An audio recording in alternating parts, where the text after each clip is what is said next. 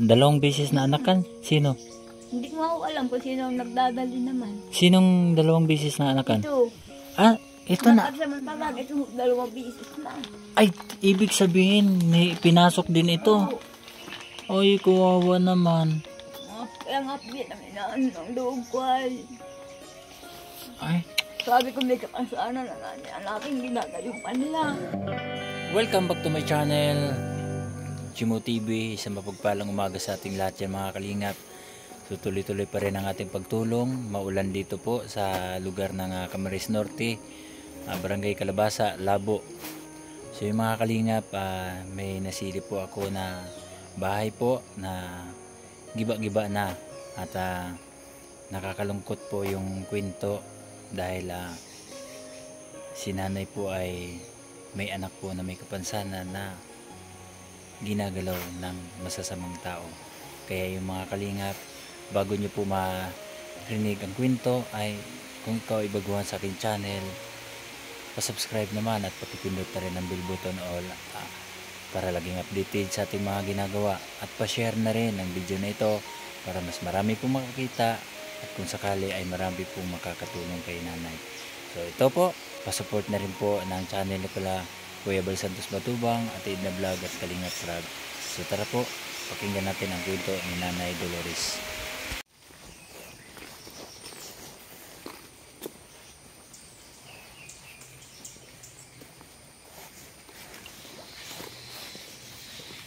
Hello po! Good morning! Kumusta po kayo? Ako nga pala si Gimo. Ano pong pangalan nila? Dolores. Dolores. Ako nga pala si Gimo. Kayo lang pong... Kami lang yung mag-ina. Kayo lang mag-ina nakatira dito? Ano na pa yung single parents? Ah, single parents ka na. Ilan po ang anak ninyo? Tatlo yan, may mga trabaho naman, may mga nasa malayo naman sila nakatira. Anong trabaho naman nila? Hindi ko nga alam kung anong mga trabaho nila. Nadalaw naman sila dito? Oo, nadalaw naman. Hindi mo alam kung anong trabaho nila? Kung nasa ano daw yata sila, yung, ano bang tawag doon? Yung halimbawa po may pagkakakitaan sila doon, ganyan. Ano yun? Yung mga halimbawang sa may grocery, kikipag-ano sila sa grocery. Ganun. Nakikipag? Pagtrabaho nila. Ah, nagtrabaho sila sa groceryhan. Oo. Kaya ang bahay namin, sinaganagaw ang kundang ng paraan. Ilang taon na po kayo, nanay? Ay, kung ako 63 na. 63? Si ate? Mahigit na yan 30. Mahigit 30? PWD ho ito. Ano problema? Bakit naging ganyan po siya? Hindi ko nga ho alam. Nakunik ko nga lang. Mula pa yun yung sanggol pa ho. Sanggol pa siya, ganyan na? Wala nga pinagkakakitaan kung hindi magkipagamas-gamasan lang dyan. Hindi ka naman tinutulungan ng mga anak mo? Kasi yun pa naman ang maibibigay nun. Nakikipagtulungan din sa mga grocery yan. Hindi rin natulong sa'yo. Makakadili man minsan. Kaunti lang. Makabigay sila ng pambilin bigas o ayos na. Dahil makabili 5 kilo bigas. Kumusta naman ang pang-araw-araw mong kita? Wala ko din. Minsan mabigay lang sila sa akin minsan. Pang-halimbawang sila lang ko 2 kilong bigas yung mga ginagamasan ko. At sinatanggap ko na sir at wala naman. Ganon. Wow. Kain lang kami. Matagal nang patay ang asawa mo? Parang nalungkot po kayo.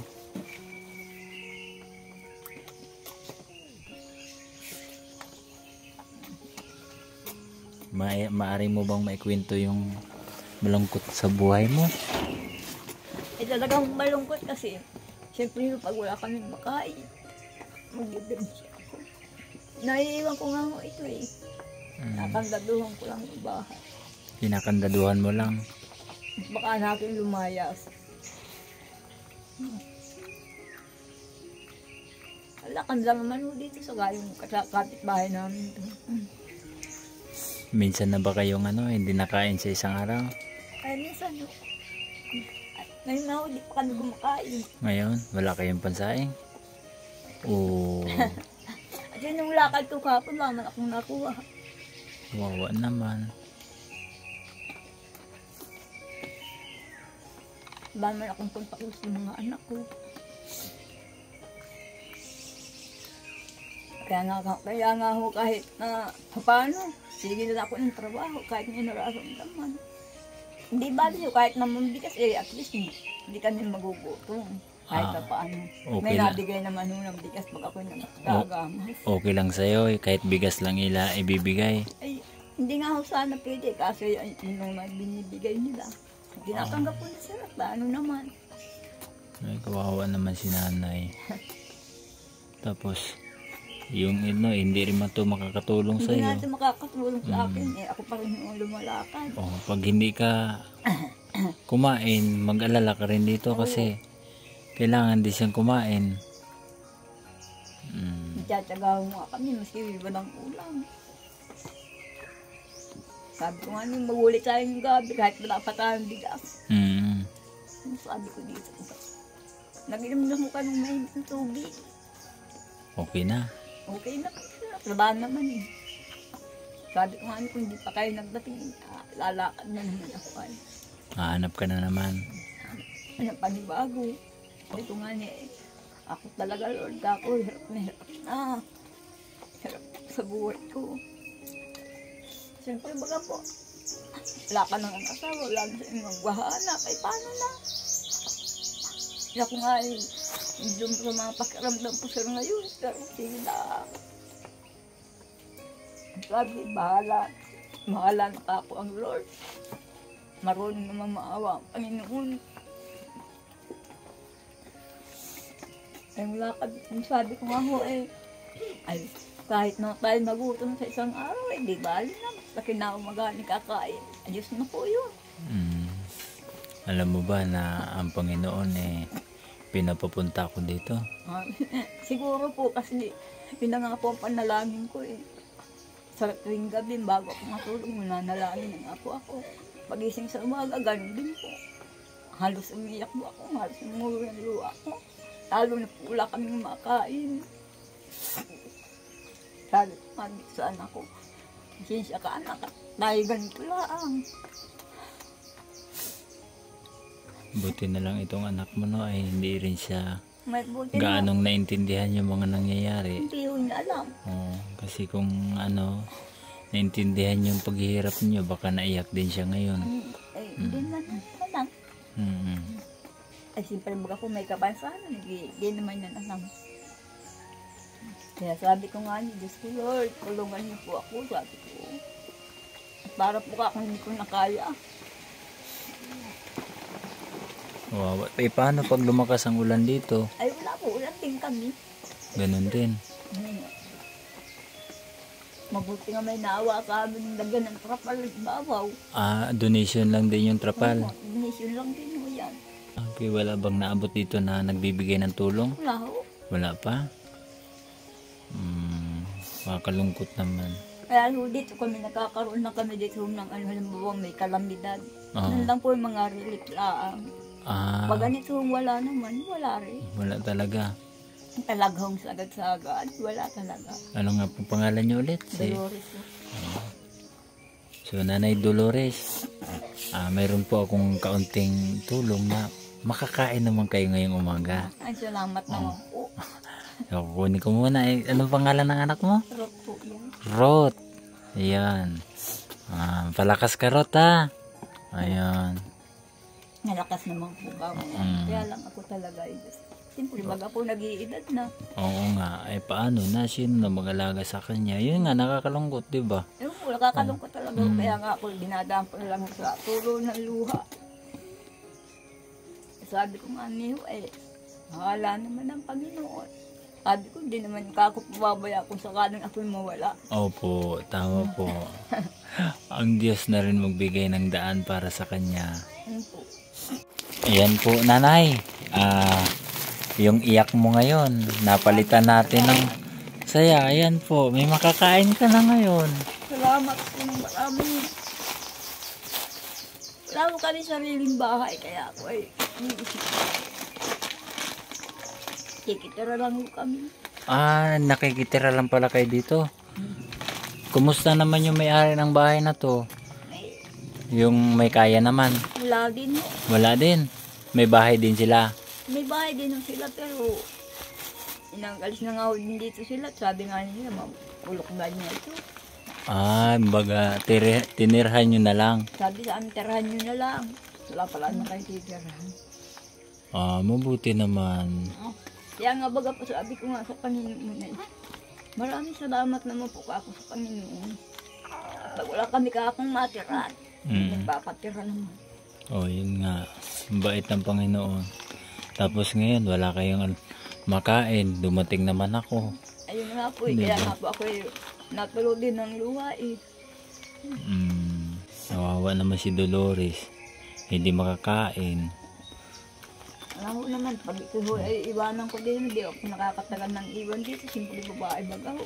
Opo. Mga 2 oras at 3 oras yan. Yung kwento po na yung kwento ni Susana. Narinig ko kasi hindi naman kwento yun nila, kwento sa labas ito. Si Susana daw ay nirip ng kanyang bayaw. Yun ang sabi. Tapos, yun, mayroon pang isa, ginamit daw siya ng kapatid niya. Ay, sabi yun din nila. Yun. Sila naman yung nagsabi. Si nanay na nagsabi. Ano naman ang kinakukulong yung anak niya? Yun. Ay, siguro, yun na nga yun. Yun na yun. Kaya ako, sabi ko naman, kaya ako mabagaho siya ay takot kong iwanan ito lang matagal. Kahit nakakumalit siya sa itong bahay, kung talagang gustong pasukin yan, papasukin yan. Oo nga. Tinan mo yung dito ng bahay namin, adugin daragay, Butas na yan? Kaso yan. Naku, nakakatakot na. Kasi wala talaga itong magagawa kasi kung... Wala na makagawa ko, hindi mo nakakasalita yan. Oo. 2 beses na nga na Ang balita ko, 2 beses na anakan? Sino? hindi ko nga alam kung sino ang nagdadali naman. Sinong 2 beses na anakan? Ito. Ito na. Nakasamantala, ito 2 beses na. Ay, ibig sabihin, pinasok din ito. Ay, kawawa naman. Kaya nga po yan ang inaan ng loob ko ay. Sabi ko may kapasanan na natin ginagayupan nila. Oo nga. Yun ang pangalawa nitong inianak, 2 taon na nitong January 5.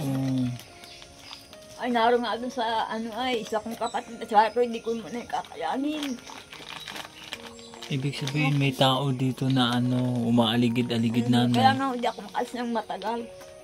Ang problema nanay, pag wala kayong makain, kailangan mo pa rin lumabas. Oo, kailangan ko pa rin. Ikaw pa rin ang binabantayan nun. Yun na nga ho. Kaya sabi ko nga ho, kung meron lang marunong din ng maawa. Kaya kahit na lang kubo-kubo sana akong maayos. Oo, malayo man lang kayo dito. Malayo man lang kami dito. Baby na. Oo nga. Nakakalungkot naman. Naiyak naman ako. Ayaw po kahit pagkakanin yan, gawa-gawa ko na lang yan, mga kawayan. Ay siya din, ang nangyayari, gayon din. Grabe naman sila. Wala naman silang awa dyan. Ay sabi ko nga ho, ay sana naman hindi naman nila ginagawa ng ganyan. Ako naman ang mamumroblema. Oo nga. Gawawa naman ito. May nga yung isa kong kapatid at mabait naman. Sabi niya, sige na, alagaan ko lang yung anak niyan. Hindi mo naman na yung kakayanin. Sana lahat po mga kalingap, nakikiusap po ako sa inyo. Sana po ay pa-share naman po ng video na ito. Sana si nanay makatulungan po. Dahil ang bigat po ng dinadala niya ngayon. Dahil hindi po siya nga, narinig nyo nga sa kwento, hindi kayo magkalayo ng kwento ni Nanay Paz. Pariho-pariho kayo. Yung anak din niya, pinagsamantalahan din. Ay ito nga ho, 2 lang ho ang 2 beses na pinagsamantalahan.